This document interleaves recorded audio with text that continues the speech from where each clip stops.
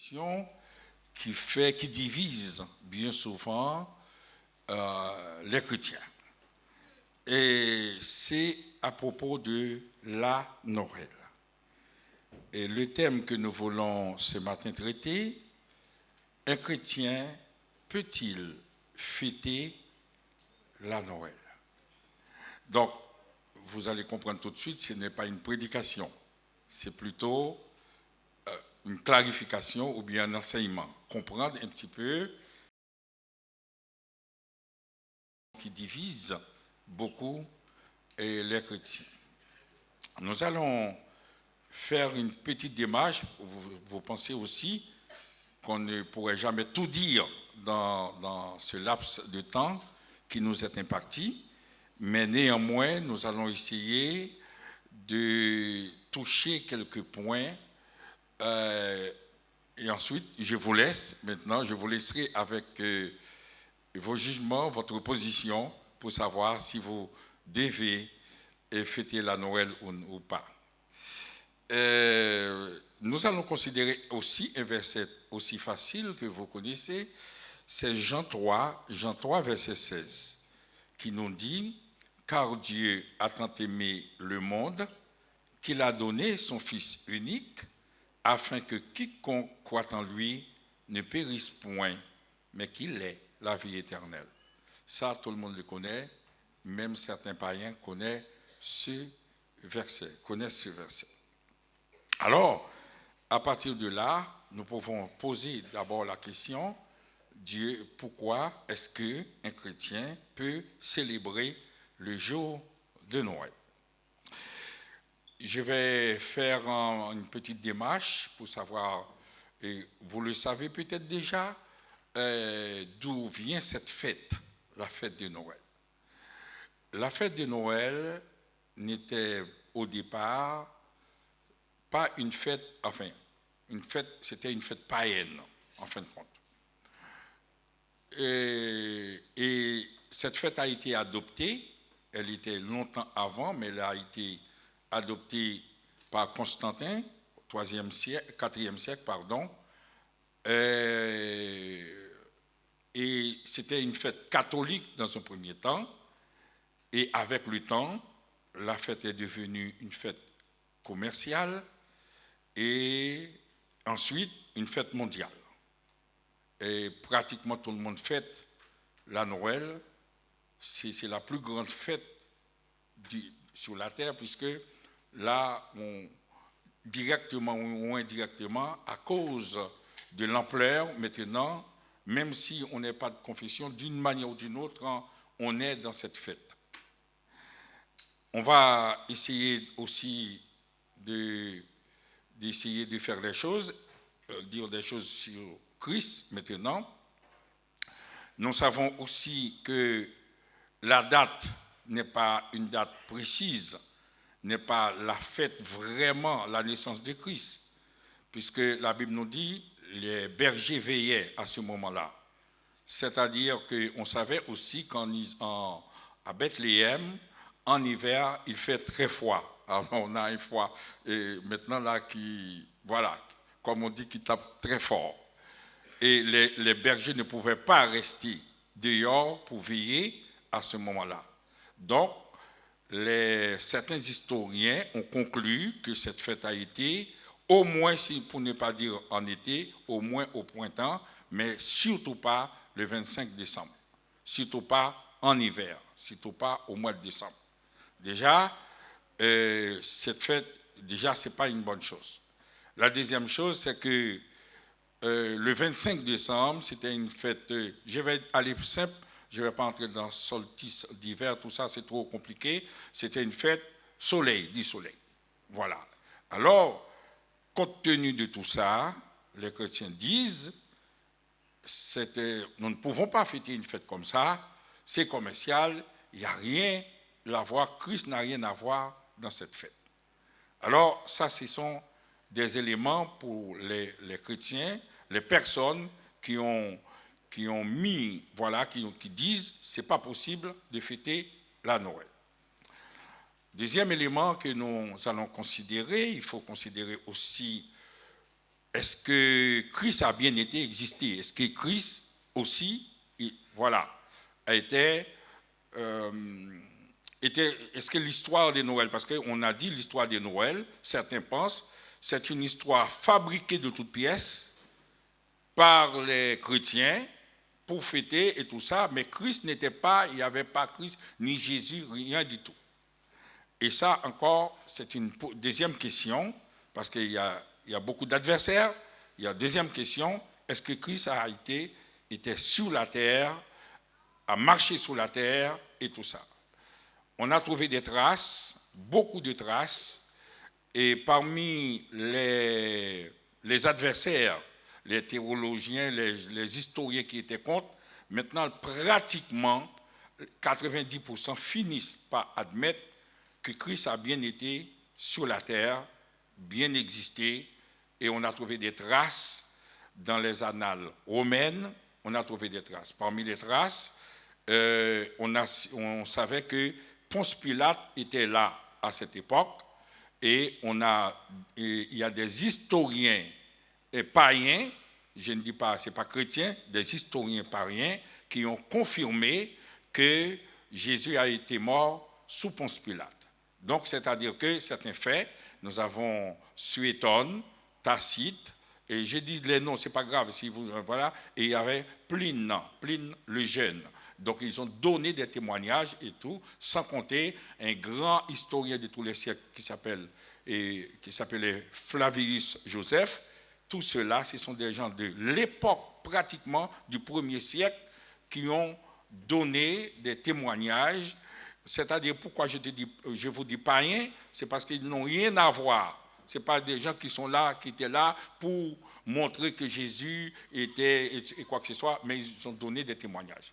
Là, on arrête là. Bon, maintenant, on a conclu que Jésus, si la fête de Noël, si cette fête n'est pas une fête, si la date n'était pas exacte, si le mois n'était pas exact, mais on sait que maintenant on a des preuves que Dieu, le Père, il a envoyé son Fils Jésus, car Dieu a tant aimé le monde.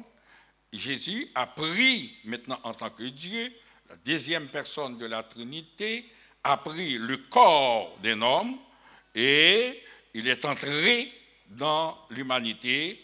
Il a bien vécu parmi tout le monde, etc., et parmi les hommes. Maintenant, puisqu'on ne sait pas la date, quelle est la date de naissance de Christ? Je peux dire, même la Bible est d'accord là-dessus, parce que la Bible nous dit que Christ, il est le premier et le dernier. Il est l'alpha et l'oméga. Il était le même hier, aujourd'hui, éternellement. Celui qui était, qui vient, etc. Autrement dit, Christ n'a pas une date de naissance précise.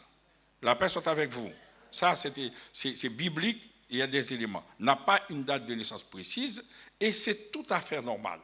S'il est Dieu, et que Dieu, lui, il est en dehors de l'espace et du temps, Dieu était avant la fondation du monde. C'est lui qui a créé. Donc, il ne peut pas avoir une date de naissance, puisqu'il est éternellement. C'est normal qu'on ne peut pas trouver sa date de naissance. Mais en même temps, donc, il a bien été, il a existé, il a marché sur la terre, il a opéré des miracles, il est mort, il est ressuscité, il va venir nous chercher. Alors, nous avons des éléments maintenant, donc, qui nous disent tout clairement que Christ, il est le Dieu, on ne peut pas connaître sa date de naissance. Et c'était normal. Puisque devant Dieu, un jour, c'est comme 1000 ans. 1000 ans, c'est comme un jour. Dieu ne compte pas comme on compte. C'est nous qui comptons 1, 2, 3, 4. Mais Dieu, lui, il est en dehors de tout cela. La Bible nous dit, devant Dieu, il n'y a ni jour ni nuit. Il n'y a que le soleil qui brille éternellement. Le temps est arrêté devant Dieu. Donc, c'est pour cela, Dieu est maître du temps. Dieu est maître de toutes circonstances. Dieu est maître de l'univers. Dieu contrôle. Mais Dieu n'est pas contrôlé par l'univers. Donc c'est pour cela, Dieu n'a pas donné, en fin de compte, une date précise. Mais ça ne veut pas dire que Dieu n'existe pas.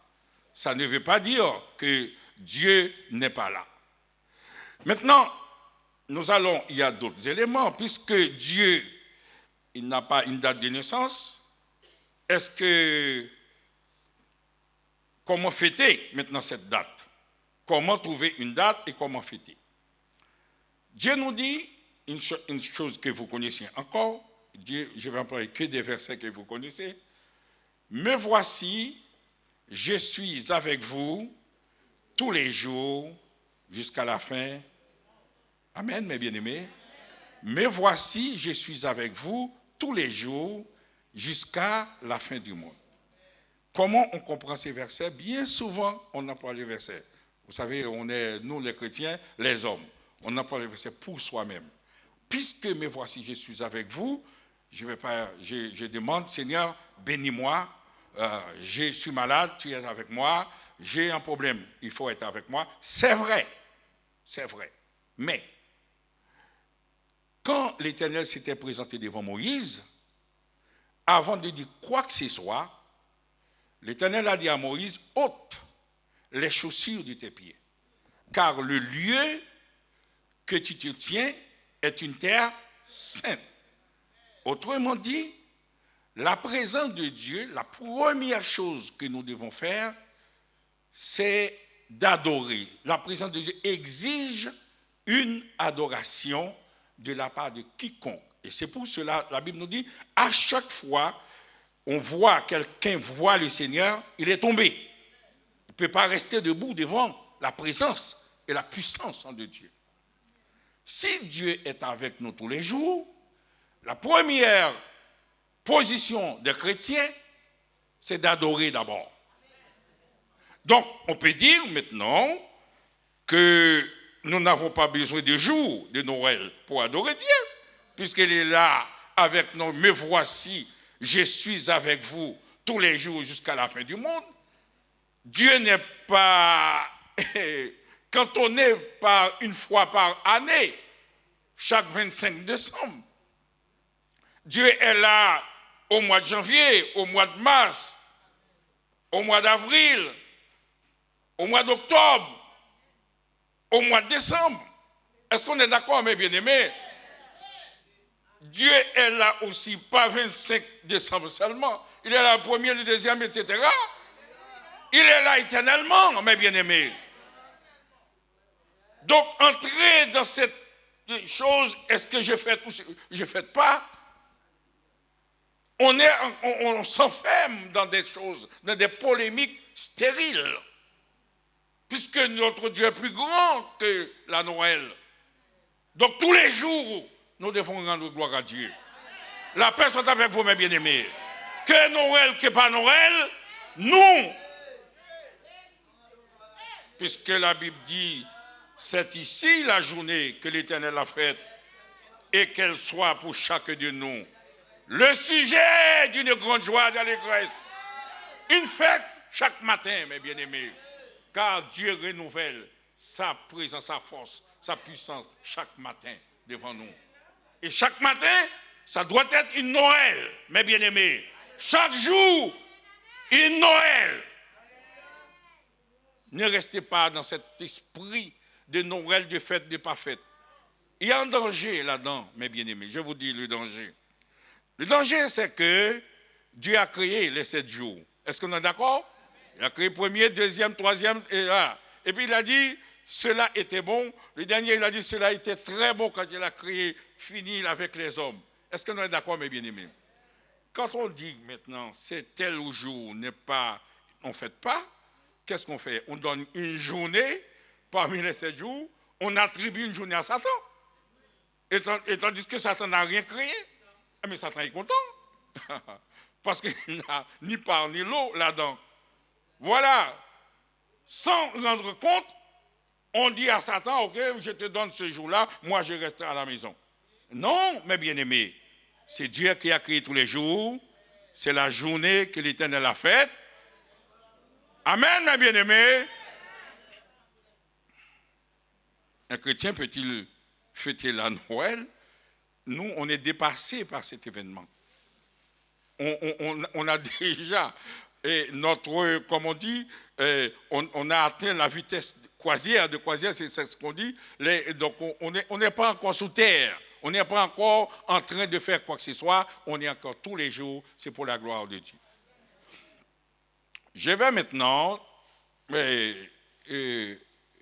expliquer, ou bien trouver une fête qui était apparente dans la Bible et qui a été fêtée à sa manière aussi pour la gloire de Dieu. Je vais considérer Daniel 6. Daniel 6. Daniel 6, verset 8, verset 7 à 10. Ok, je vais, parce que je n'avais pas donné. Daniel 6, verset 7 à 11. Pardon. C'est bon. Daniel a passé une loi. Qu'est-ce que Daniel a dit? Nebuchadnezzar, pardon. Ils sont venus voir Nebuchadnezzar, ils ont demandé à Nebuchadnezzar de tracer une loi et de demander à tout le monde d'obéir à cette loi. Écoutez, nous allons lire ensemble avec les yeux. Tous les chefs du royaume, les intendants, les satrapes, les conseillers et les gouverneurs sont d'avis qu'il soit publié un édit royal avec une défense sévère, portant que quiconque, dans l'espace de 30 jours, adressera des prières à quelque dieu ou quelque homme, excepté au roi, sera jeté dans la fosse au lion. Amen. Maintenant, au roi confirme la défense. Écris le décret, afin qu'il soit irrévocable selon la loi des Mèdes et des Perses qui est immuable. Là-dessus, le roi Darius écrivit le décret et la défense. Lorsque Daniel sut que le décret était écrit, écoutez bien, mes bien-aimés, lorsque Daniel sut que le décret était écrit, il se retira dans sa maison, où les fenêtres, attention, où les fenêtres de la chambre supérieure étaient ouvertes à la direction de Jérusalem, et 3 fois le jour, il se mettait à genoux, priait et louait son Dieu comme il le faisait auparavant. Alors ces hommes entrèrent tumultueusement. Ils trouvèrent Daniel qui priait et invoquait son Dieu. Ok, nous allons marquer une pause ici. Il y avait l'édit du roi qui précisait qu'il faut seulement rendre gloire seulement au roi. Et à ce moment-là, je suis sûr qu'il y avait une sorte de fête. Tout le monde devait faire exactement la même chose. Mais il y avait un homme qui était là, Daniel. Daniel était un peu imprudent. Parce que la Bible nous dit, Daniel n'a pas fermé sa porte. Il aurait pu discrètement, comme la Bible nous dit, entre dans ta chambre, ferme tes portes, et ton Dieu qui est dans le secret. Mais la Bible nous dit, Daniel a ouvert largement sa porte. Pendant, il y a la défense totale du roi. Le même jour, la même heure, les mêmes minutes, je dirais, il y avait 2 Noël qui étaient là. Noël du roi et Noël de Daniel. Daniel c'est vrai, en direction de Jérusalem. Là, c'était une prière de Salomon qui a dit, si on demande en direction de Jérusalem, etc., on ne va pas rester là-dessus. Mais on voit que Daniel, pendant ce temps-là, n'a pas fermé sa porte, n'a pas dit, moi, c'est la fête de Nebuchadnezzar, je vais rester dans mon coin. Il a ouvert la porte en sorte que les gens voient qu'il prie. Quel défi! Autrement dit, déjà, il y a 2 fêtes. Est-ce que ces jours-là, maintenant je vous laisse avec la question, ne croyez pas que j'allais répondre, on va dire, ça c'est la Noël, je ne fête pas, ou ça, voilà. Ça dépend comment on veut fêter cette Noël. Soit pour rendre gloire à Dieu, comme on a vu tous les jours, il est avec nous et nous lui devons toute la gloire, l'honneur, la richesse,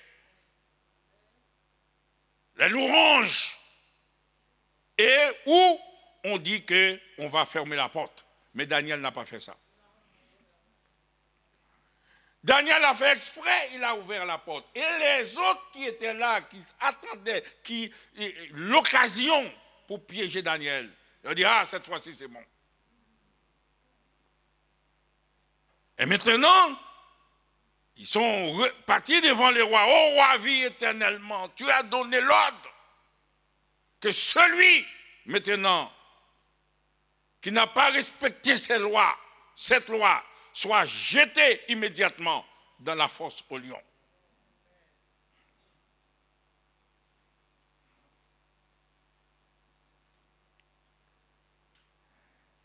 Et pourtant, Daniel a avait quelque chose dans la tête. Mais bien aimé, écoutez bien. Qu'est-ce que Daniel a fait? Daniel, c'était à ce moment-là, dans l'Ancien Testament, l'un, après Christ, bien entendu plus tard, c'est Christ, l'un des meilleurs évangélistes du monde. Celui qui est allé, qui devait apporter cette bonne nouvelle, il l'a fait à sa manière. En laissant la porte ouverte, les gens, ils pensaient que mais Daniel était, excusez-moi, un peu bête, était maladroit, et pourtant c'était un piège.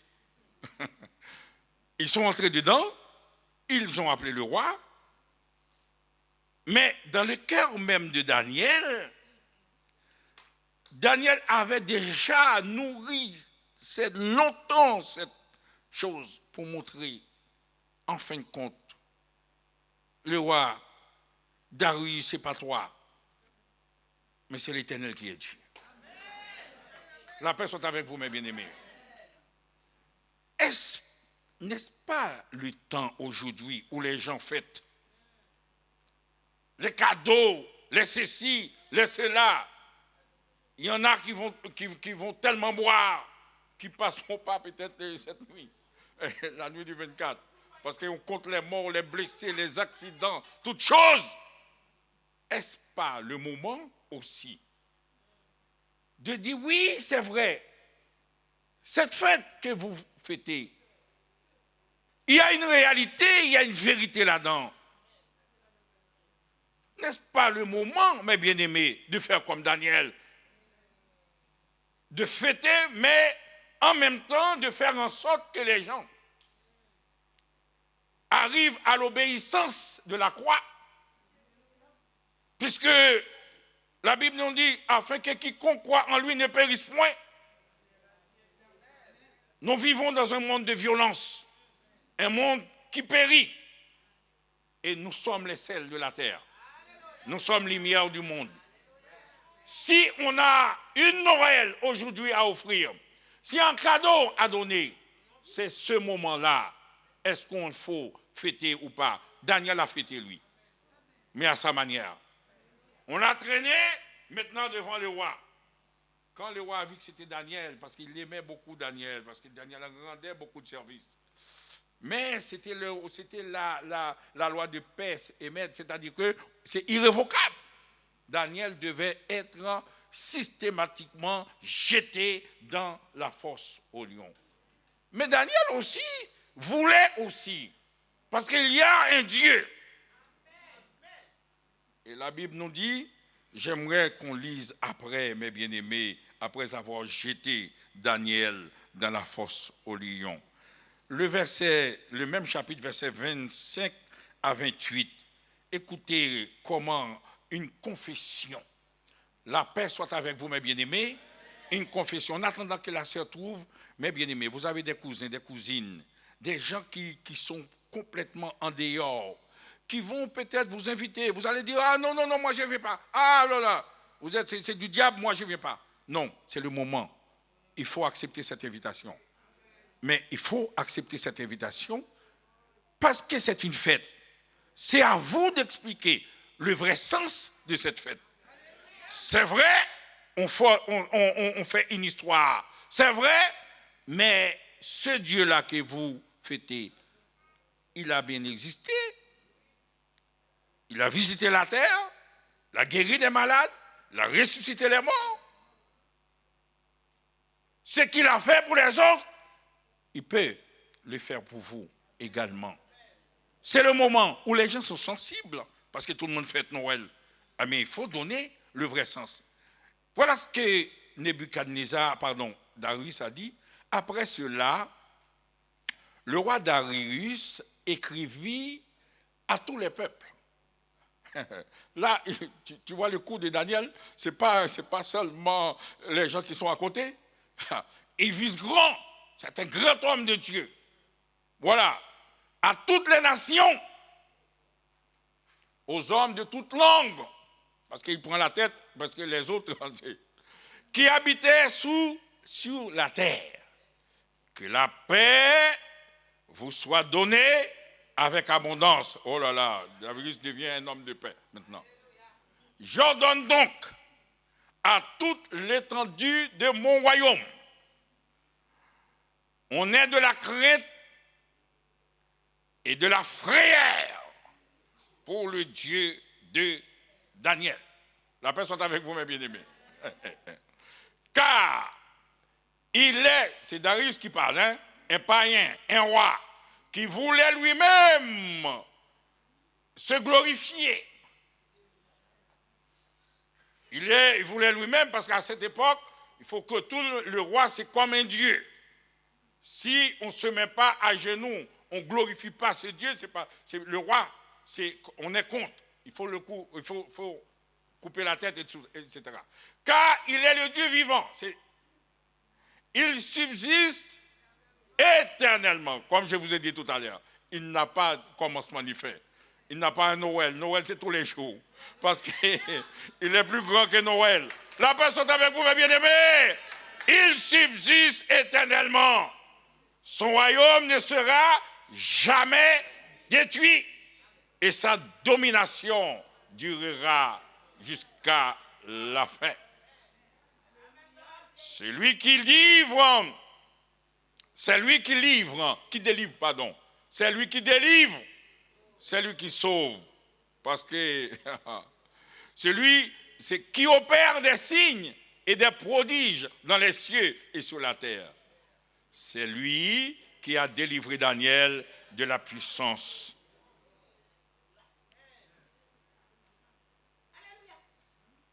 Mais Daniel prospéra tout le règne de Darius et sous le règne de Darius et sous le règne de Cyrus le Perse. La paix soit avec vous, mes bien-aimés. Quel puissant témoignage. Vous savez, il y a ces jours-là, les gens sont plus sensibles à entendre. Parce qu'il y a une introduction qui est faite déjà. Tout le monde fête la Noël. Il suffit de dire à ses cousins qui vous critiquent tous les jours, mais qu'est-ce que l'évangile tête marée ça, on perd du temps tous les jours. Il y en a qui ont même pitié pour nous. Oh, non, pitié, oh. Voilà, tous les jours, tous les dimanches. Oh, Seigneur, pardonne-leur, car ils ne savent pas ce qu'ils font, ils ne savent pas ce qu'ils disent. Mais apportez cet évangile, mes bien-aimés, l'évangile qui sauve, l'évangile qui restaure. Il y en a qui critiquent, mais qui sont dans des tourments. et qui sont la proie du diable, qui n'arrivent pas à dormir, qui sont obligés de boire avant de dormir, et beaucoup d'alcool, qui sont obligés de fumer des paquets de cigarettes pour dormir, qui sont obligés de prendre de la drogue pour dormir. Et nous, au nom de Jésus, gloire à Dieu, on a la paix avec Dieu qui surpasse toute intelligence au nom de Jésus. On amène la paix, mes bien-aimés. Que vous soyez en prison ou pas, mes bien-aimés, en prison ou pas, la Bible nous dit non, jamais tout seul. Vous n'êtes jamais seul. Dès qu'on fait cette rencontre, le contact avec Christ, jamais tout seul. Qu'on soit dans n'importe quelle circonstance, et moi je suis bien placé pour vous le dire, mes bien-aimés, jamais tout seul. Il y a toujours une présence, il y a toujours une assurance. La paix soit avec vous, mes bien-aimés. Il y a une assurance, on ne sait pas pourquoi. Vous savez, quand on est dans une situation, je ne sais pas, et on ne se rend pas compte. Et quand on est sorti, on commence à prendre du recul, on dit, mais là où je suis, comment j'ai fait pour sortir de là? Mais c'est Dieu qui l'a fait. C'est Dieu qui l'a fait, mes bien-aimés. Il a fait en sorte que vous soyez, je vous ai dit, ma première chose, c'était une tranquillité. Parce que si, dans ma mort, j'étais en train de trop agiter, j'aurais pu perdre, parce que c'est ce que disent les médecins, les veines pouvaient être éclatées et tout ça, et puis après, et c'est pour cela qu'il y a des gens qui n'arrivent même pas à se reconstituer. Il y a toujours des séquelles, parce que ça a fait trop de dégâts, mais Dieu a donné une paix. Et cette paix me dépassait complètement. Et j'ai compris comment la Bible nous dit, la paix qui surpasse toute intelligence. La paix soit avec vous, mes bien-aimés. C'est cette paix-là. Toute la fête que les hommes cherchent, ils cherchent une satisfaction quelque part. Il manque quelque chose. Je n'ai pas le temps de dire ce que l'apôtre Paul a dit. L'apôtre Paul a dit quelque chose, mes bien-aimés, pour le peuple je vais le dire pour terminer. L'apôtre Paul a dit quelque chose. Acte 17, versets 22 à 25. En attendant qu'on cherche Acte 17, l'apôtre Paul a dit quelque chose.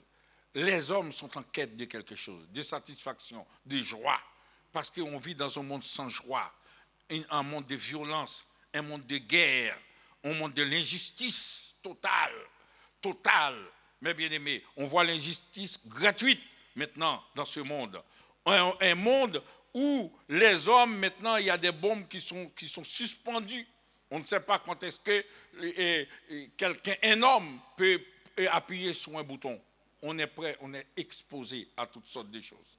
On cherche, le monde a peur. Et c'est ce jour de Noël. Ils s'arrêtent de vivre. Et pour essayer d'entendre. Et Dieu a fait cette introduction pour nous. Parce qu'il y a déjà la Noël. Il suffit à nous d'expliquer le vrai sens maintenant que Dieu a vraiment visité les hommes sur cette terre. Il a marché sur cette terre. Il a vécu sur cette terre. Il est mort. Il est ressuscité. Le monde qu'il a créé, ce n'est pas ce monde-là.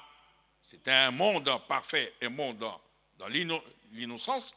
Et qu'il revient rétablir ce monde-là, le monde de paix, de bonheur et d'amour. Paul était arrivé, là, il y avait des philosophes. Il contestait, il va dire, cet homme qui donne un discours, on ne comprend nulle part, on ne comprend rien. Ils ont invité Paul à parler un petit peu de sa croyance. Regarde comment il a dit. Paul, debout au milieu de l'aréopage, dit, « Hommes athéniens, je vous trouve à tous égards extrêmement religieux. » C'est encore Noël, hein? Tout le monde fête la Noël. Oui? On va suivre le mouvement du texte. Car en parcourant votre ville, et en considérant les objets de votre dévotion, j'ai même découvert un autel avec une inscription à un Dieu inconnu. Ce que vous révérez sans le connaître, c'est ce que je vous annonce. Il n'est pas allé, mais regardez mes bien-aimés, qu'est-ce qu'on fait bien souvent? Nous aussi, on a beaucoup de torts là-dedans. Quand quelqu'un, parce que fait quelque chose, parce que la personne ne comprend pas trop, on dit, ouais, oui, vous êtes antichrist. Hein? On entend ça. Ah, vous fêtez la Noël, vous êtes antichrist. Vous allez en enfer, vous allez ceci, vous allez cela. Voilà, regardez comment Paul a dit. Il n'a pas dit ça. La paix soit avec vous. La paix soit avec vous. Il est arrivé dans le sens parce qu'il a quelque chose de précieux à donner, à poser. En parcourant votre ville et en considérant les objets de votre dévotion, j'ai même découvert un autel avec cette inscription à un Dieu inconnu. Il aurait pu dire vous allez en enfer parce que vous adorez les faux dieux. Est-ce qu'il a dit ça? Non, il n'a pas jugé. Au contraire, il est entré dans le jeu. Il est entré dans la Noël. La personne avec vous. Donc, il est entré dans l'esprit de la Noël pour ramener les gens à l'obéissance de la croix. Que le nom du Seigneur soit béni. Alors, il a dit, ce que vous révérez sans le connaître, c'est ce que je vous annonce. Vous voyez l'introduction? Le Dieu qui a fait le monde et tout ce qui s'y trouve, étant le Seigneur du ciel et de la terre, n'habite point dans des temples faits de mains d'hommes. Il n'est point servi par des mains humaines comme s'il avait besoin de quoi que ce soit. Lui qui donne à tous la vie, la respiration et toutes choses.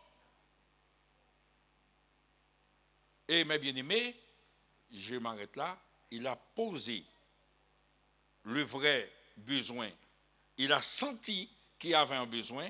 Les gens étaient sensibles, cherchaient à adorer, mais ils avaient pris la mauvaise direction et Paul a profité de ce jour-là, de cette circonstance, pour donner le vrai évangile, la vraie voie et etc., le salut d'une manière générale.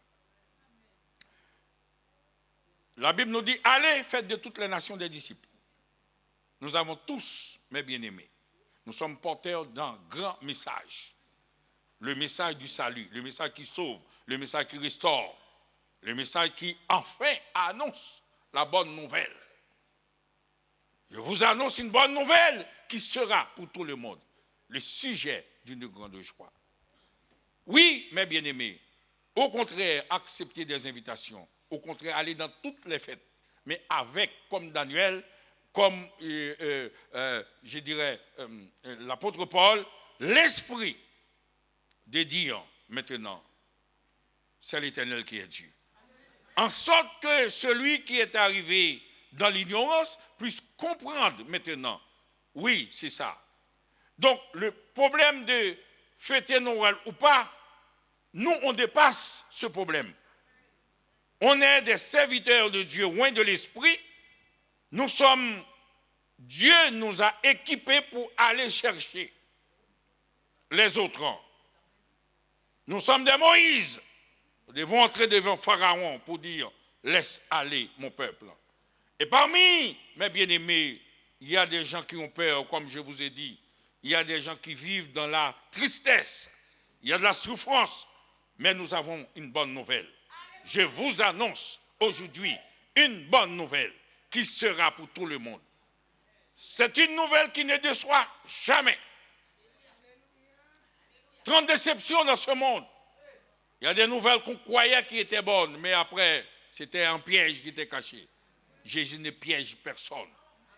Jésus donne la paix, la vie et la vie en abondance. Je vous laisse avec la question, voulez-vous fêter la Noël ou pas, célébrer la Noël ou pas, ou entrer dans les petites polémiques inutiles, stériles, qui bloquent l'évangile au lieu d'être une occasion comme Daniel, pour que le roi, en fin de compte, puisse dire, voilà, en ouvrant largement votre porte, en faisant une grosse fête, pour que les voisins qui voient, je dis, ah, vous fêtez la Noël. Oui, je fête la Noël. Mais il y a un petit quelque chose en plus. Voilà. Et Jésus, c'est vrai, il a visité ce monde. Il n'était pas venu en vacances. Et il n'était pas venu se promener. Il était venu pour quelque chose de très important. C'est pour nous arracher, alléluia, de la servitude et pour nous emmener dans le ciel. Dans le ciel, là où il n'y a ni pleurs, ni grincement de dents. Amen, mes bien-aimés. Et là, c'est le bonheur sans fin. Là, Christ règne éternellement. À ce moment-là, nous pouvons entrer dans notre destinée parce que Dieu avait un plan au départ. C'est la paix, le bonheur sans fin, le paradis que l'ennemi nous a dérouté pour un temps. Mais Dieu veut restaurer ce qu'il a dit parce qu'il est le Dieu éternel. Même si ça peut passer pour un temps, mais le dernier mot, c'est Dieu qui l'aura. C'est Dieu qui l'a, mes bien-aimés. Nous avons la vie éternelle. Nous devons amener cette vie éternelle dans toutes circonstances, qu'elles soient bonnes ou mauvaises. Que le nom du Seigneur soit béni.